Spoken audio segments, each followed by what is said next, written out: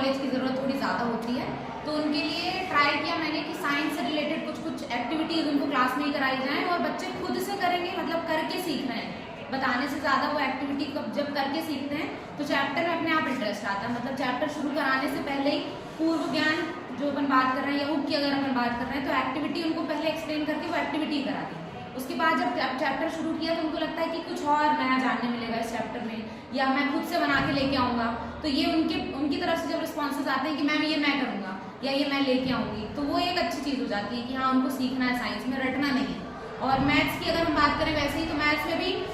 Models वगैरह हम करवा सकते हैं उनको, जैसे क्लास में भी हमने करवाया, यहाँ भी कुछ दिख रहे होंगे कि जो यहाँ पे मैथ्स पढ़ा रहे हैं टीचर्स, तो कुछ 3D शेप्स हैं या 2D शेप्स हैं, उनके बारे में उनको बना करके दिखा के शो कर दिया। अब जब शो करके रख दिया वहाँ पे, जो उसको फील करके टच कर पा रहे हैं, तो उनको डिफरेंस समझ में आ रहा है कि अच्छा 2D है तो हम उसको पकड़ नहीं सकते, लेकिन 3D तो उसको पकड़ के उसकी हाइट पता कर सकते हैं या उसका लेंथ पता कर सकते हैं, बेस पता कर सकते हैं। तो 3D क्यों है, तीनों चीज़ें हैं उसके पास, इसलिए वो 3D है। उसके बाद फिर उनको कनेक्ट करना आगे की चीज़ से, कि पूर्व ज्ञान हो गया उनको, और एक हुक की तरह हमने कुछ डायग्राम्स या मॉडल्स से उनको कनेक्ट किया। उसके बाद समझाया कि अच्छा वॉल्यूम का फॉर्मूला ये होता है, तो उनको पता है कि लेंथ, ब्रेड्थ और हाइट क्या है, तो उसको मल्टीप्लाई करके आराम से निकाल सकते हैं। या जब हम उनको और इस बारे में जब डीप जाने की कोशिश करते हैं, जैसे सिंपल इंटरेस्ट या कंपाउंड इंटरेस्ट है, तो कोई छोटी सी स्टोरी बता दी कि